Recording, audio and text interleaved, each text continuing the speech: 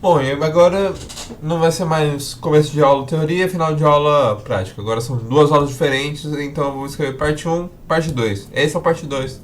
É o exercício, é a prática.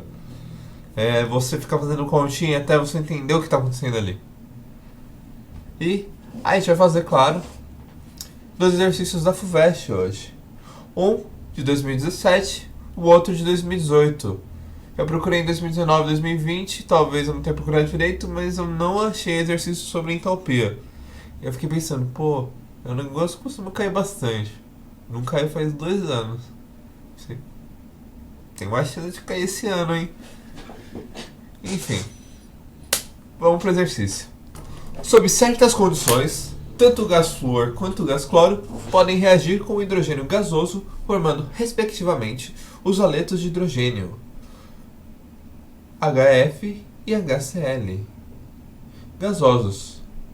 Pode-se estimar a variação de entalpia de cada uma dessas reações utilizando-se dados de energia de ligação.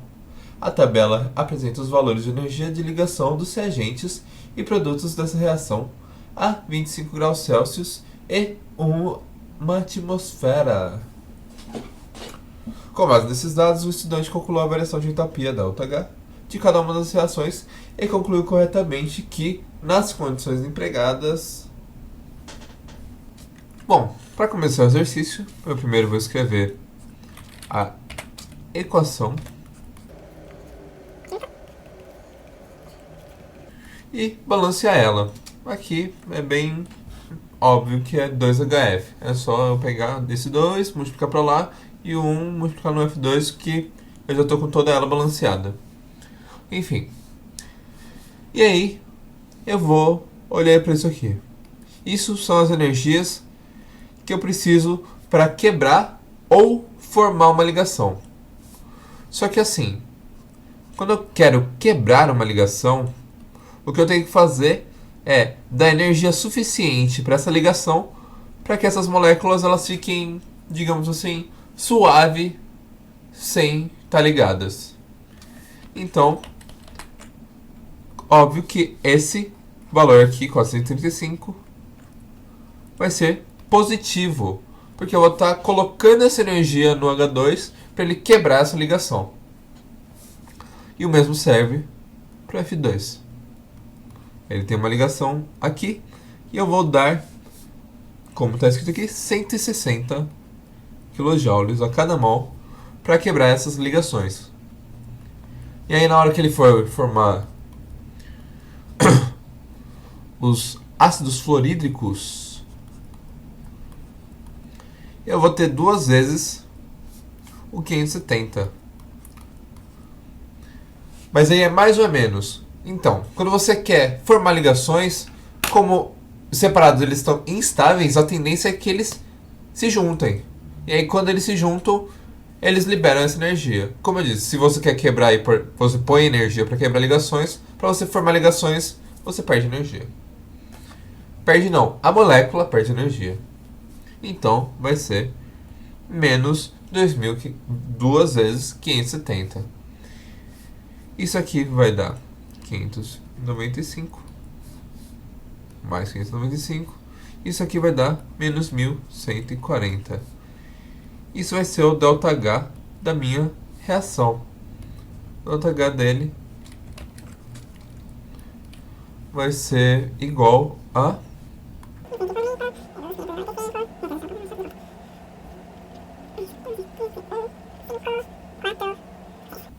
menos 645.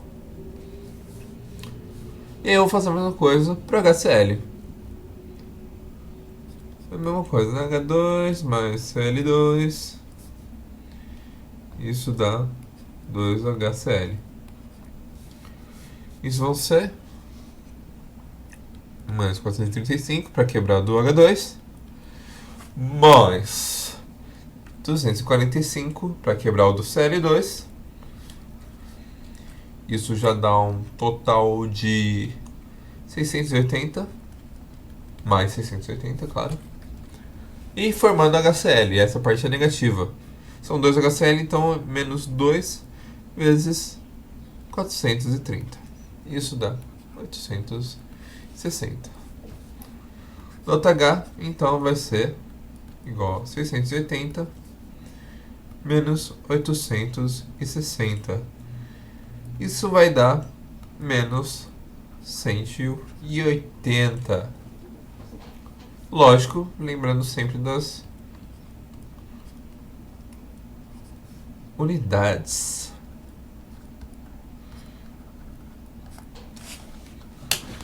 Bom, a gente fez aqui só pra gente saber qual é a entalpia das reações. E agora a gente vai ler as alternativas. É que eu sou meio assim, eu faço um exercício que eu nem vi, e aí eu leio a alternativa. A formação de HF gasoso. Lembrem-se, importante, o estado também interfere na quantidade de energia que vai ter. Bom, eu imagino que HF é o mais estável, então a entalpia dele vai ser relativa a isso aqui. Enfim. A formação de HF gasoso é a ação que libera mais energia. De fato, ele libera mais energia que o HCl. Mas espera lá, vamos ver as outras alternativas. Ambas as reações são endotérmicas. Já está errado. Porque a gente achou que as reações elas dão um valor negativo de ΔH. E ΔH menor que zero é exotérmica. Inclusive isso é a molécula perdendo energia para o ambiente. Apenas a formação de HCl é endotérmica. Falso, também é negativo. Ambas as reações têm o mesmo valor de ΔH. Não. Dificilmente você vai achar essas com o mesmo valor de ΔH. Se eu tivesse lido isso aqui, eu já teria excluído essa. Você também exclui. Apenas a formação de HCl gasoso é exotérmica. Não, porque a de HF também é exotérmica, né? A gente já viu aqui que a opção certa é a alternativa A.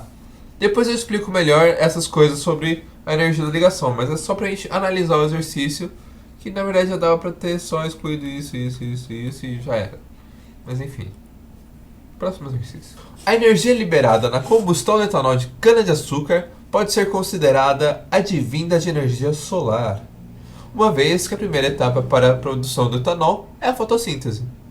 As transformações envolvidas na produção e no uso do etanol combustível são representadas pelas seguintes equações químicas. E aí tem as equações químicas, que eu não vou ler. Tá aqui. Com base nessas informações, podemos afirmar que o valor de ΔH para a reação de fotossíntese é... Bom, aí ele dá alguns valores, né? E aí... Como é que eu acho isso? Porque ele te deu reações, eu sei entalpia, mas... O que falta? O que falta aqui é aquele conhecimento lá atrás da aula de reações consecutivas. Reações consecutivas é quando você pega uma reação, você soma, corta os bagulho e aí dá uma reação nova. Mas não é só para isso que servem reações consecutivas, né? Aqui, por exemplo, eu tenho que isso aqui é a minha reação de fotossíntese.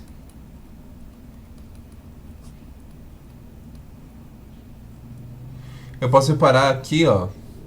Tudo bem você não saber que isso é um açúcar, mas você sabe que na fotossíntese a planta absorve CO2, absorve água e ela transforma isso em oxigênio e energia para ela. No caso, açúcares. Enfim. Então eu sei que isso aqui é fotossíntese por causa disso. Lembra, FUVEST é um vestibular que vai ser muito interdisciplinar. No sentido de ele não vai cobrar só o conhecimento de química de entalpia que você tem. Ele vai te cobrar entalpia, equação balanceada e biologia, se for preciso. Mas continuando o exercício. Aqui, então, eu tenho meu açúcar. Estou supondo que isso é um açúcar, tá? E ele vai virar este álcool. Em orgânica, vocês vão aprender eventualmente que esse OH no final normalmente é um álcool. No caso, provavelmente é o etanol. Et de 2, né? Bom, vocês vão ver isso em orgânica aí. Mas o gás carbônico que é liberado quando você faz esse processo de transformar açúcar em álcool. Aí, o álcool reagindo com oxigênio, numa combustão, vai formar mais CO2 e mais H2O. E aí vem aquela manha de você perceber que isso aqui é um exercício de reações consecutivas. Como eu percebi? Eu percebi assim, ó. Eu primeiro olhei aqui. 2 CO2. Tem 2 CO2 desse lado, tem 6 CO2 daquele lado. Eu preciso achar mais uns 4 CO2. E aí eu vi isso aqui. Tem mais 2 CO2 aqui desse lado. Se eu somar tudo, né? Somar 3. Nossa. Dá pra cortar, hein? Aí eu ainda vi isso aqui, ó. 2C2H5OH. Aí eu pensei, putz, esse daqui dá pra multiplicar por 2. Aí eu até multipliquei por 2. Esse daqui fica 2. Oh, isso não, 2. Esse aqui fica 2. Esse daqui fica 6. Fica 4. Tá vendo? E aqui fica 6. E aí quando aqui ficou 6 eu olhei, ó. Olha esse 6. E olha esse 6. Mas aí nessa hora eu percebi também que não dá pra somar tudo. Eu vou explicar por quê. Mas, primeiro, eu vou somar essa penúltima com a última reação. Até porque elas eu tenho ΔH, a de cima não. Então a de cima eu vou deixar ela paradinha lá. Beleza. Agora que esse daqui está multiplicado e aquele não, eu vou somar eles. Primeiro eu tenho o C6, H12, vocês sobrando. Eu vou dar uma acelerada no vídeo.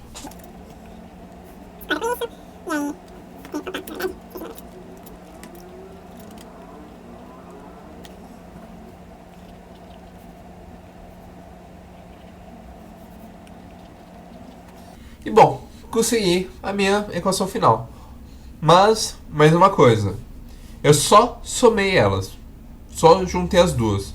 Então, esses valores, eles só se somam. Eu vou ter menos 70 mais menos 1.235. Meu ΔH dessa reação vai ser a soma desses dois. Menos 70 mais menos 1.235. Se você ainda não aprendeu isso em matemática, mais com menos é menos. Então, é só menos menos. E aí isso aqui vai dar menos 1.305. Não, mentira! Por quê? Eu esqueci de uma coisa muito essencial. Vou até pôr essa parte que eu fiz errado aqui, que eu sabia como fazer e ainda fiz errado. Tudo bem errado, tá, gente? É só respirar fundo. Mais menos. E aí vem o negócio. Eu multipliquei tudo aqui por 2. Só que isso aqui é por mol. Se eu multiplico tudo por 2, eu multiplico o ΔH por 2 também. E aí meu novo ΔH dessa reação, pensando que nessas novas proporções, vai ser menos 2.470 kJ por mol. E aí eu vou escrever aqui 2.470 kJ. Não vou nem escrever kJ por mol porque eu só quero a unidade. Só o número. Menos 2.470. E aí quando eu juntar essas duas coisas, eu vou ter menos 2.540.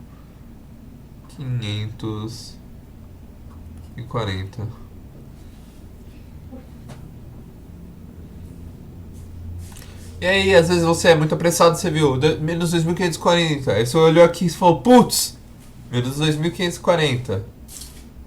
Mas não, calma, espera. Esse menos 2.540 é para esta reação. E se vocês perceberem, essa reação ela está saindo do açúcar e do oxigênio, indo para o CO2 e o H2O. Coincidência?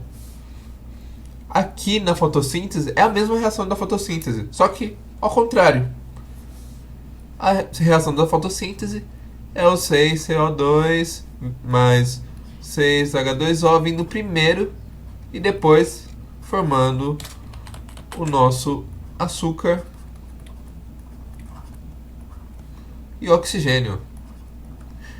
E se o ΔH dessa reação é menos 2540, então o ΔH desta formação vai ser mais 2540. Faz sentido? Se de um lado você fez menos 2540, quando você vai caminhando na outra direção você faz mais 2540. Né? Notando que essa é de combustão. A primeira é de combustão, é o açúcar e o oxigênio queimando, virando CO2 e água. E o outro é a água e o CO2 sendo transformados em açúcar. Isso porque a planta vai absorver a luz. É a fotossíntese. É aquela coisa bonita de absorver a energia do sol. E aí, a alternativa correta é a alternativa E, mais 2540. Essa é a entalpia da fotossíntese. E por hoje é só. Agora, toda quinta-feira, às 1h20, vão ter as minhas aulas teóricas e a aula de exercício postadas no canal do CPSEX. Uma boa tarde.